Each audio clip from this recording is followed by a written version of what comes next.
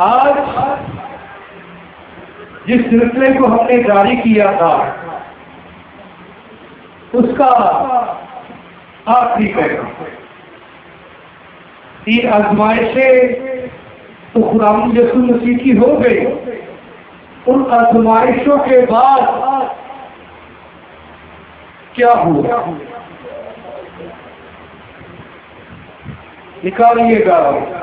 मत्ती 14 बाब क्या दिया है।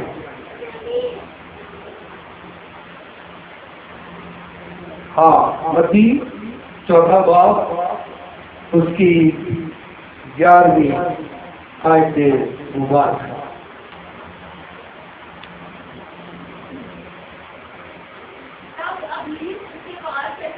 तब इब्लीस उसके पास से चला गया और देखो फरिश्ते आकर उसकी खिदमत करने लगे। देखो फरिश्ते आकर क्या करने लगे, उसकी खिदमत करने लगे।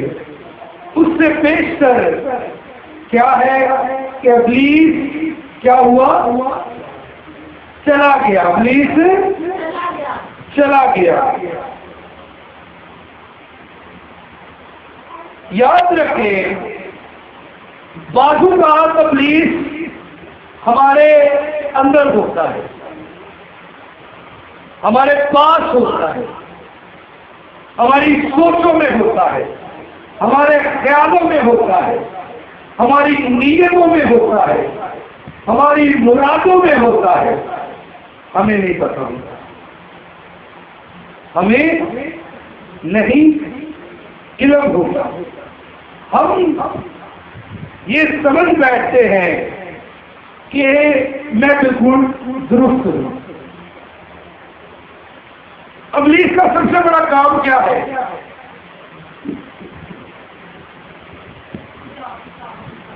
खुदा के काम में रुकावट डालना। इब्लीस का अज़ल से ये मंसूबा रहा और जहां जहां नजात का काम होगा वहां इब्लीस का मंसूबा भी होगा। जहां मखलसी होगी वहां इब्लीस की बंदिश भी होगी। जहां रिहाई भी होगी वहां इब्लीस के पहरे भी होंगे, क्योंकि इब्लीस का अज़ल से ये काम है और आज तक ये काम उसका जारी और सारी है। हम बाजू का इस काम के शिकार हो जाते हैं, हम इस काम में फंस जाते हैं और जब हम फंस जाते हैं तो याद रखिए हम उन तमाम अहकामात की पैरवाई से भी बरगश्ता हो जाते हैं। लेकिन जब हम यीशु मसीह की ज़मीनी खिदमत पर गौर करते हैं तो यीशु मसीह जो है इस काम को अधूरा नहीं किया, बल्कि इस काम को पूरा करते हुए नजर आते हैं। काम को पूरा करते हुए नजर आते हैं और इस काम को हतमी शक्ल देते हुए नजर आते हैं। क्या यीशु की आजमाइश ना हो? क्या यीशु अल-मसीह को आजमाया ना गया? ये पहलू था, ये सिलसिला था जिसमें से गुजरना जरूर था। कितनी आजमाइश हुई थी? यीशु की कितनी आजमाइश हुई? कौन कौन सी?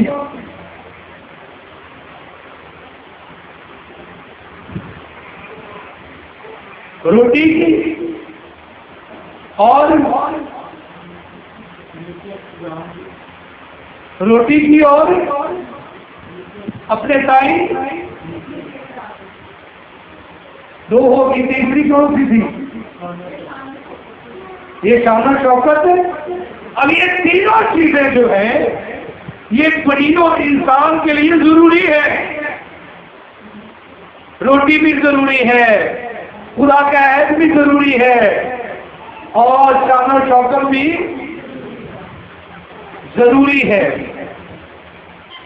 हम इनसे जुदा नहीं हो सकते। हम हमेशा इनकी पैरवाई और इनके ताबे हैं। हमने इनको अपने ताबे नहीं किया, बल्कि हम इनके ताबे हो गए। लेकिन यीशु अलमसीह वो शख्सियत है जिसने इनको अपने ताबे किया। अपने पर गालिब नहीं आने दिया, अपने पर हैवी नहीं होने दिया। आज हमारे घरों के अंदर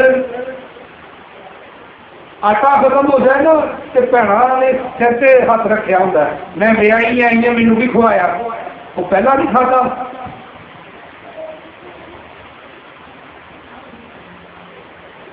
जरा सी बात ना मानी जाए तो घरों में हलवा बन जाता है। शान शौकत की कमी आ जाए, पैसे की कमी आ जाए, तो उसमें हम बड़े बड़े जुमले कस लेते हैं। लेकिन यीशु अलमसीह इन चीजों पर गालिब आते हुए हमें नजर आते हैं। अब यहां पर इस बात को जरा मद्देनजर रखिएगा। आपको दो तरह के लोग दिखाई देंगे। एक तो वो है जो अपने आप को इन चीजों के नीचे ले आते हैं, और दूसरे वो हैं जो अपने आप को इन चीजों से ऊपर ले जाते हैं। अपने आप को इन चीजों से ऊपर ले जाते हैं, नीचे नहीं लाते। 99% लोग नीचे आ जाते हैं और इन चीजों में फंस जाते हैं। घर के मामलातों में, अनाज के मामलातों में, तकब्बुर के मामलातों में फंस जाते हैं। मेरी क्यों नहीं मानी गई, मेरी क्यों नहीं सुनी गई? भाई आप गलत में नहीं मानी गई। आप अगर आप हक पर होते तो खुदा आपका साथ देता, खुदा आपका साथ देता। आप नहीं थे। इसलिए याद रखिए, एक तो ये कैटेगरी है और दूसरी वो कैटेगरी है जो ईमानदारों में शामिल की जाती है। 8वां बाब दूसरी है। अब जरा इस पहलू पर भी गौर करवाना चाहता हूं मैं कि यीशु मसीह ने जो इन 3 आजमाइशों को पार किया, कितने दिनों में पार किया? कोई जानता है? कितने दिनों में पार किया? हाँ शाबाश, कितने दिनों में? ये ईमानदारों के लिए जरूरी था। हाँ जी पढ़िएगा। और तुम उस सारे तरीके कार को क्या करना? याद रखना जिस पर इन 40 वर्षों में तुझको इस बियाबान में चलाया ताकि वो क्या करे तुझको? हाँ क्या करके? आजिज। क्या करके? आजिज। आजिज का मतलब क्या है? ये ईमानदारों की लिस्ट है, गैर ईमानदारों की नहीं है।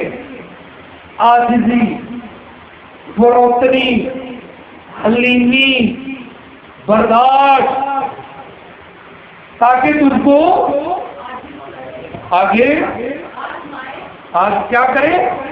दूसरी बात, आजमाए। ये शुरू की किया गया। कितने दिन थे? 40 दिन थे, जिन्होंने 40 रोज भी करने हैं। 40 दिनाची यीशु की किया गया, आजमाया गया और तेरे दिल की बात दरियाफ्त करे। हमें अब याद रखें, यहाँ पर हमें दूसरी कैटेगरी के लोग हैं जो बिलीवर हैं, जो ईमानदार हैं, जो रास्तबाज है, उनके लिए लाजिम है कि वो क्या करें, आजिज हो, और फिर उनके लिए क्या है, आजमाइश। पहले क्या है, वो आजिज हो और फिर क्या, आजमाइश। अगर आज हम इस चीज के दावेदार हैं कि मैं तो यीशु को मानने वाली हूं, मानने वाला हूं, लेकिन आजिजी से मेरा ताल्लुक नहीं, मैं यीशु से मानने वाले हूं लेकिन पैसों की कमी ना है, मैं तो यीशु के मानने वालों में से हूं लेकिन मुझ पर आजमाइश ना आए। सुन ले, हुक्म है कि मैं अपने को लुटके कह रहा, बाइबल कह रही, हुक्म है ये ईमानदारों के लिए हुक्म है, और बतौर शरीयत को पूरा करते हुए यीशु को भी इस हुक्म से गुजरना जरूर लाजिम। अब तोहफा क्या मिला ईमानदारों को? मत्ती की इंजील के 4 बाब की 11वीं आयत के दूसरे हिस्से में, और फरिश्ते उसकी खिदमत करते हैं। ये कोई मामूली बात नहीं है जी, फरिश्ते लगा को रहे, एक फरिश्ता सिर दबा रहे, एक फरिश्ता खाना लेके खलोता है, एक फरिश्ता पानी लेके खलोता है, एक फरिश्ता यीशु मसीह के छाया करके खलोता है। ये मामूली बात नहीं है कि फरिश्ते उसकी खिदमत करने लगे। खिदमत का तो सब बड़ा चक्का पता है। कोई तगड़ा MP MNA आवे ना, या कोई तगड़ा पादरी आवे, उस घर को पूछो जिन्हें घर बैठा है कि खिदमत कहने की हुए। तो यहाँ पर यीशु की, बिलीवर की, ईमानदारों की खिदमत के लिए इंसान नहीं है, फरिश्ते। और फरिश्ते क्या करने लगे, उसकी खिदमत करने लगे। क्यों? क्योंकि यीशु मसीह ने उस बड़े अहकाम को पूरा किया है जो उससे बेशतर कोई भी नहीं कर पाए, कोई भी ना कर पाए। आज लम्हा फिक्रिया ये है, बतौर यीशु के मानने वालों में हमारी जिंदगी में ऐसा है, हम इंसानों से खिदमत की तवक्कुल करते हैं, हम बशर से खिदमत की तवक्कुल करते हैं, लेकिन खुदा ने तो हमारे लिए बड़े वादे रखे हैं, खुदा ने तो हमारे लिए बड़ी चीजें रखी हैं, खुदा ने तो हमारे लिए बड़े मंसूबे रखे हैं। लिखा है ना कि ऐसी बहुत सी दुआएं हैं जो तुमने मुझसे नहीं मांगी, अगर तुम मुझसे मांगता तो मैं तुझे, क्योंकि हजे भी 1 लाख 2 लाख से बचे। खुदा का मुंह अरबा दिखलाना चाहता है। हम अभी भी लिमिटेड सोच में बैठे हुए, इसलिए इस बात को जरा मद्देनजर रखिए। 2 तरह की कैटेगरी है, एक तो वो जो यीशु के मानने वाले हैं, और दूसरे वो जो शैतान के झांसे में आते हैं। आप कितने से, मैं कितने से, हम इस बात पर गौर करते हैं। अमीन। आइए अपने दुआ करें। बहन बीला के साथ मिलकर दुआ करेंगे और कलाम हक की खुदावंद की हजूरी में